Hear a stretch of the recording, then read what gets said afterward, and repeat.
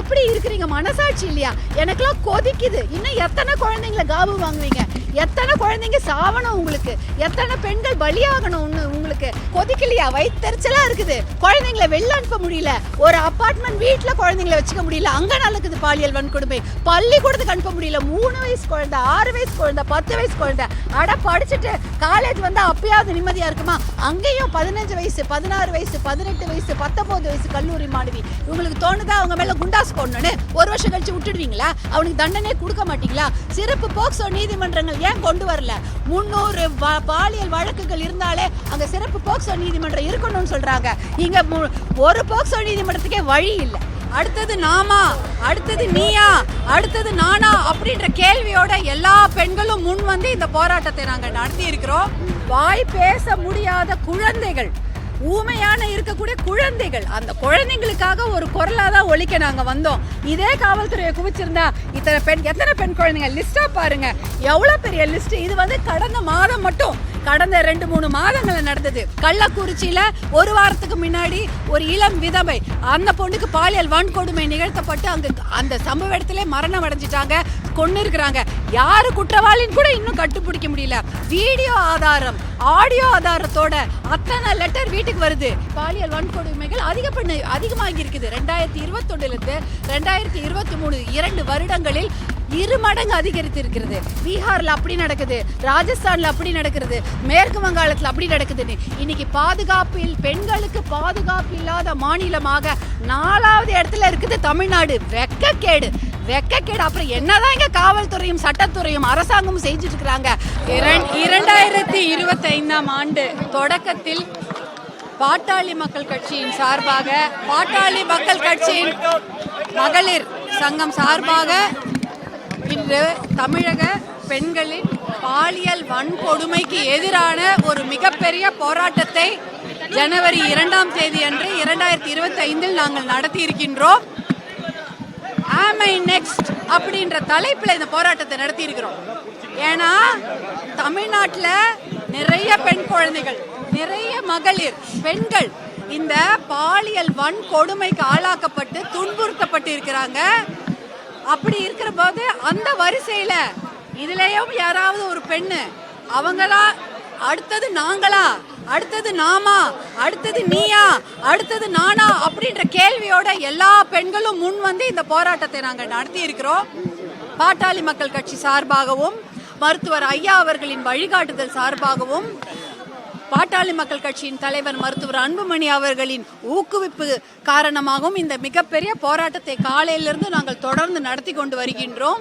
இதற்கு மிகப்பெரிய ஆதரவு அளித்த எங்களுடைய ஊடக நண்பர்களுக்கும், பாட்டாளி மக்கள் கட்சியின் மகளிர் அணியினருக்கும், எங்களுடைய சகோதரர்களான பாட்டாளி மக்கள் கட்சியின் அனைத்து சகோதரர்கள் அவர்களுக்கும் என்னுடைய மனமார்ந்த நன்றியை நான் இன்னைக்கு தெரிவிச்சுக்கிறேன்.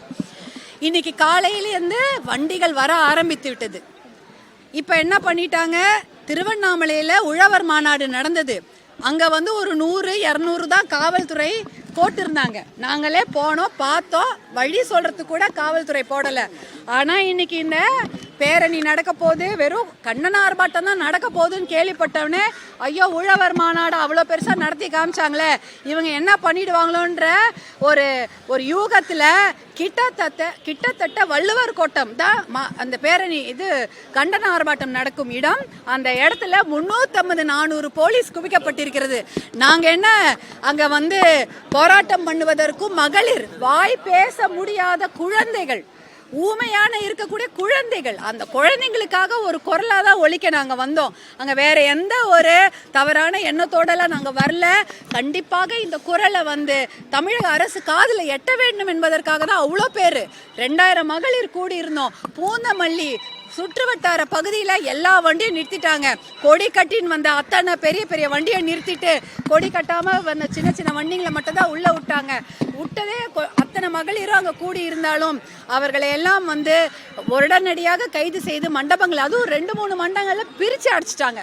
2-3 மண்டபங்களை பிரித்து அடைச்சிட்டாங்க. ஏன்னா கும்பலாக தெரிஞ்சா பெரிய போராட்டமாக இருக்க போகுதுன்னு. இத்தனை ஸ்ட்ராட்டஜி பண்ண காவல்துறை, இதே ஸ்ட்ராட்டஜியை பண்ணியிருந்தா எத்தனையோ பெண் குழந்தைகளை காப்பாற்றிருக்கலாம் இல்லையா? இப்படிலாம் இவ்வளோ பண்ணி எங்களை அரெஸ்ட் பண்ணுறதுக்கு இவ்வளோ காவல்துறையை குவிச்சிங்களே. இதே காவல்துறையை குவிச்சிருந்தா எத்தனை பெண் குழந்தைங்க லிஸ்ட்டாக பாருங்க, எவ்வளோ பெரிய லிஸ்ட். இது வந்து கடந்த மாதம் மட்டும், கடந்த 2-3 மாதங்கள் நடந்தது. அயனாவரத்தில் ஒரு சின்ன குழந்தை பாலியல் வன்கொடுமைக்கு ஆளாக்கப்பட்டு இன்னைக்கு அவங்களுக்கு தண்டனையை வழங்கிட்டாங்க. அண்ணா நகரில் ஒரு சின்ன பெண் குழந்தை, அதே போல் சென்னை பூக்கடையில் ஒரு சிறுமி, வேலூர் அணைக்கட்டில் ஒரு சிறுமி பாலியல் வன்கொடுமைக்கு ஆளாக்கப்பட்டிருக்கிறார். கிருஷ்ணகிரி பர்கூரில் ஒரு சிறுமி, அதுவும் என்எஸ்எஸ் கேம்புக்கு போகிற குழந்தைங்களை கூட பாலியல் வன்கொடுமை பண்ணியிருக்கிறாங்க. திண்டுக்கல்ல பட்டிவீரன்பட்டியில், வடமதுரையில் இன்னொரு பாலியல் வன்கொடுமை, புதுக்கோட்டையில் கந்தர்வக்கோட்டையில் பாலியல் வன்கொடுமை, தஞ்சாவூரில் ஒரு பெண்ணுக்கு பாலியல் வன்கொடுமை, கள்ளக்குறிச்சியில் ஒரு வாரத்துக்கு முன்னாடி ஒரு இளம் விதவை, அந்த பொண்ணுக்கு பாலியல் வன்கொடுமை நிகழ்த்தப்பட்டு அங்கே அந்த சம்பவ இடத்துல மரணம் அடைஞ்சிட்டாங்க, கொண்டு இருக்கிறாங்க. யாரு குற்றவாளின்னு கூட இன்னும் கண்டுபிடிக்க முடியல. மதுரையில் அங்கேயும் ஒரு கல்குளம் என்ற அந்த பகுதியில் பாலியல் வன்கொடுமை. காஞ்சிபுரத்தில் ஒரு கல்லூரி மாணவி, அண்ணா பல்கலைக்கழக கல்லூரி மாணவி. எங்க கிட்ட இன்னைக்கு ஒரு வந்திருக்கு பாருங்க அத்தனை லெட்டர்ஸ். நாங்கள் இந்த பெண்கள் எடுக்க பாலியல் வன்கொடுமைக்காகவும் பெண்கள் பாதுகாப்புக்காகவும் இந்த போராட்டத்தை நடத்துகிறோன்னு தெரிஞ்சவுடனே வீடியோ ஆதாரம், ஆடியோ ஆதாரத்தோட அத்தனை லெட்டர் வீட்டுக்கு வருது. எல்லாமே எங்களுக்கு நாங்களும் பாதிக்கப்பட்டிருக்கிறோம். அண்ணா பல்கலைக்கழக மாணவி பாதிக்கப்பட்டாதான் எல்லாரும் போராடுவாங்களா? எங்களுக்காகவும் போராடுங்க அப்படின்னு திருவாரூர்லேருந்து கல்லூரியிலேருந்து அனுப்புகிறாங்க. எல்லா அரசு கல்லூரியிலேருந்து அனுப்புகிறாங்க. எல்லா கல்லூரியிலேருந்தும் இந்த பாலியல் வன்கொடுமை நடந்து கொண்டு இருக்கிறது அப்படின்னு அனுப்புகிறாங்க. இப்போ இதுக்கெல்லாம் என்ன பதில் சொல்ல போகிறோம்? பெண்களுக்கு பாதுகாப்பே இல்லையா தமிழ்நாட்டில் பொறுத்த வரைக்கும்? இன்னைக்கு வந்து அதிகப்படியான பெண்களுக்கு எதிரான நடத்தப்படும் பாலியல் வன்கொடுமைகள் அதிகமாகி இருக்குது. 2021 2023 2 வருடங்களில் 2 மடங்கு அதிகரித்து இருக்கிறது. இன்னைக்கு 5000 பேர் மேல 5000த்துக்கும் அதிகமான பெண் குழந்தைகள் பாலியல் வன்கொடுமைக்கு ஆளாக்கப்பட்டிருக்கிறாங்க. அப்படின்னா 11% அதிகமா இருக்குன்னு சொல்றாங்க. அப்படின்னா ஒரு மாநிலம் என்றால் அது பெண்களுக்கு பாதுகாப்பான மாநிலமாக இருக்க வேண்டும். ஒரு தமிழ்நாடு அப்படிப்பட்ட ஒரு நல்ல மாநிலமாக தான் இருந்தது. இன்னைக்கு என்ன சீர்குலைஞ்சு போயிருக்குது? ஏன் 2 மடங்காக அதிகரித்து இருக்கிறது? வட இந்தியாவை தான் சொல்லுவாங்க, பீகார்ல அப்படி நடக்குது, ராஜஸ்தான்ல அப்படி நடக்கிறது, மேற்கு வங்காளத்தில் அப்படி நடக்குதுன்னு. இன்னைக்கு பெண்களுக்கு பாதுகாப்பு இல்லாத மாநிலமாக 4வது இடத்துல இருக்குது தமிழ்நாடு. வெக்கக்கேடு. அப்புறம் என்னதான் இங்க காவல்துறையும் சட்டத்துறையும் அரசாங்கமும் செஞ்சுட்டு இருக்கிறாங்க? பாதி % பெண்கள் தானே இருக்கிறோம். எங்களுக்கு பாதுகாப்பு கொடுக்கல, ஆனா அரெஸ்ட் பண்ணதுக்கு இவ்வளவு பேர் வந்திருக்கிறீங்களே. எங்களுக்கு பாதுகாப்பு கொடுக்க எத்தனை பேர் வந்திருப்பீங்க? தனியா நடக்கும்போது அந்த பெண்ணுக்கு பாதுகாப்பு கொடுக்க ஒருத்தர் வந்திருந்தா கூட இந்த பாலியல் வன்கொடுமைகள் நடந்திருக்காது இல்லையா? ஆனா இதையெல்லாம் பார்த்துட்டு சும்மா இருக்கிறீங்க. எப்படி இருக்கிறீங்க? மனசாட்சி இல்லையா? எனக்கெல்லாம் கொதிக்குது. இன்னும் எத்தனை குழந்தைங்களை காவு வாங்குவீங்க? எத்தனை குழந்தைங்க சாவணும் உங்களுக்கு? எத்தனை பெண்கள் பலியாகணும் உங்களுக்கு? எத்தனை இளம் விதவைகள் செத்து போனோம்?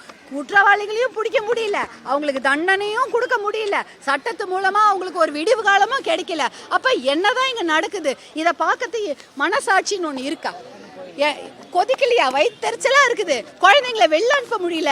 ஒரு அப்பார்ட்மெண்ட் வீட்டில் குழந்தைங்களை வச்சுக்க முடியல. அங்கே நடக்குது பாலியல் வன்கொடுமை. பள்ளிக்கூடத்துக்கு அனுப்ப முடியல. 3 வயசு குழந்தை, 6 வயசு குழந்தை, 10 வயசு குழந்தை. படிச்சுட்டு காலேஜ் வந்தால் அப்பயாவது நிம்மதியாக இருக்குமா?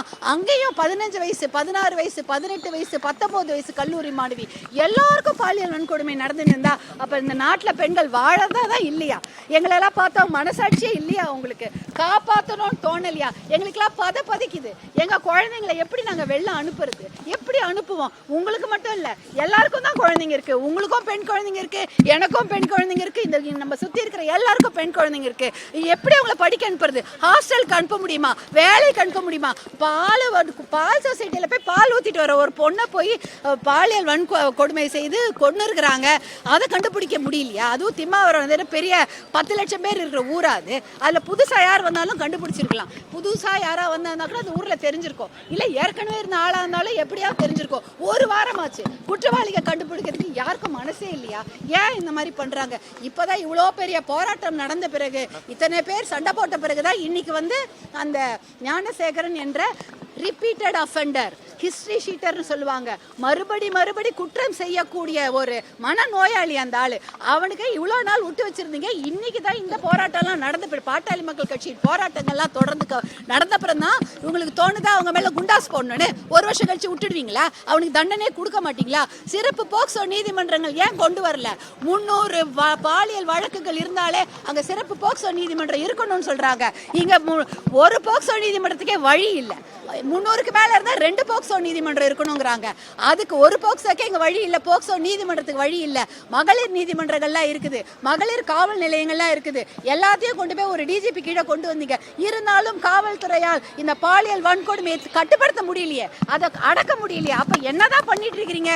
வெறும் பந்தோபஸ்து தான் உங்க வேலையா? பந்தோபஸ்துக்கு தான் போவீங்களா? பாதுகாப்பு கொடுக்க மாட்டீங்களா? அரசு சட்டம் ரொம்ப கடுமையாக இருக்க வேண்டும். ஏன்னா இதுக்கெல்லாம் காரணம் மதுவும் போதையும் தான். தெருக்கு தெரு மதுக்கடை, பள்ளிக்கூடம், சின்ன குழந்தைங்களுக்கு கூட கஞ்சா அப்படின்னு எல்லாம் ஈஸியா கிடைக்குது. இதெல்லாம் கட்டுப்படுத்தினாலே இந்த பாலியல் வன்கொடுமைக்கு இந்த கொடுமை நிற்கும். ஆனா அதெல்லாம் கட்டுப்படுத்துறதுக்கு யாருக்குமே மனசே வராது. ஏன்னா இதுல எல்லாரும் ஒன்னா இருக்கிறாங்க. இதை கட்டுப்படுத்துறதுக்கு மனசு இல்லாம இந்த பாலியல் வன்கொடுமையை தொடர்ந்து அதிகரித்து கொண்டிருக்கிறது. தமிழ்நாடு வாழ தகுந்த மாநிலமாக எண்ணிக்கை போய்கொண்டே இருக்கிறது. இதுக்கெல்லாம் ஒரு முடிவு கட்டணும். எல்லாரும் மனசு வைக்கணும், ஒன்னா சேரணும். கண்டிப்பாக பெண்களுக்காக எல்லாரும் ஒன்னா குரல் கொடுக்கணும். இன்னைக்கு நீங்க எல்லாரும் ஒன்னா வந்திருக்கீங்க. உங்க எல்லாருக்கும் என்னுடைய நன்றியை தெரிவிச்சுக்கிறேன். இதோட இந்த போராட்டம் ஓயாது. இதுக்கெல்லாம் நீதி கிடைக்கிற வரைக்கும், இந்த கொடுமைகள் அது குறையிற வரைக்கும் நாங்க போராடி கொண்டுதான் இருப்போம் என்று கூறிக்கொள்கிறோம்.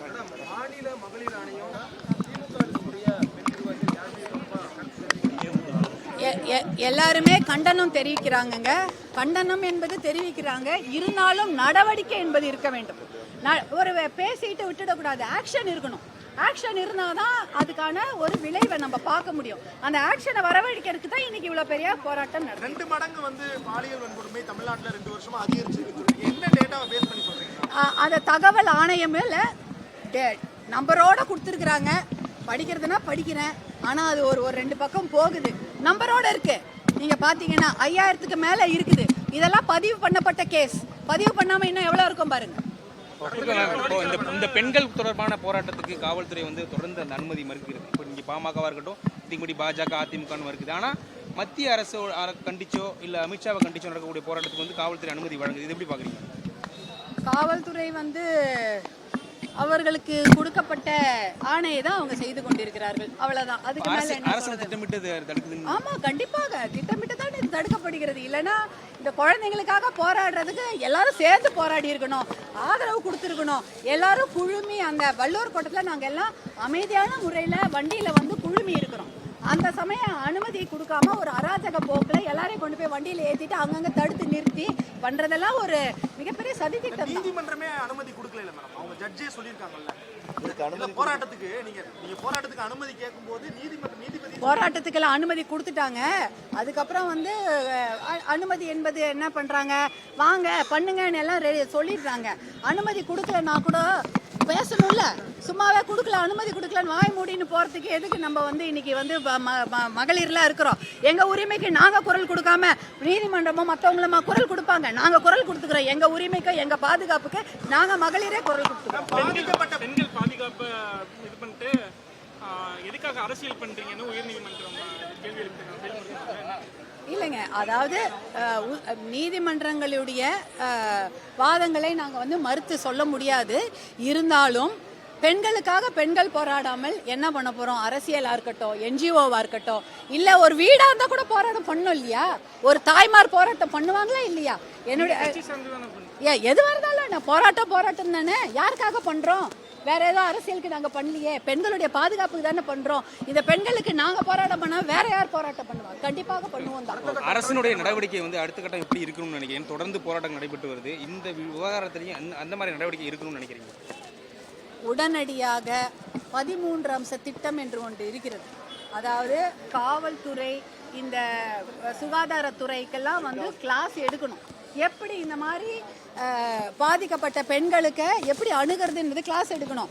அவங்க பேரையும் இதையும் வந்து உடனே டெக்னிக்கல் கிளிச்சுன்னு சொல்லிட்டு எஃப்ஐஆரில் வெளியிலலாம் விடக்கூடாது. இதெல்லாம் பார்த்துக்கணும். அதே சமயம் எந்த இடத்துல பாதுகாப்பு கொடுக்கணும் அதெல்லாம் கொடுத்துருக்கணும். அது ஒன்று. அடுத்தது வந்து விரைவு நீதிமன்றங்கள், இந்த போக்சோ நீதிமன்றம் மாதிரி விரைவு நீதிமன்றங்கள் விரைவாக வாரத்துக்கு ஒரு கேஸ் எடுத்தான்னா வாரத்துக்கு ஒரு வாட்டியாவது அந்த கேஸை பற்றி விவாதித்து 3 மாதம் அல்லது 6 மாதத்திற்குள்ள கடுமையான தண்டனை வழங்கப்பட வேண்டும். இதையெல்லாம் செஞ்சாலே பயம் ஒரு அடடா நம்ம பண்ணிட்டு ஒரு 10 வருஷம் கழிச்சு வயது மூப்பிலே பாதி பேர் போயிடுறாங்க. அப்படி இருக்கக்கூடாது.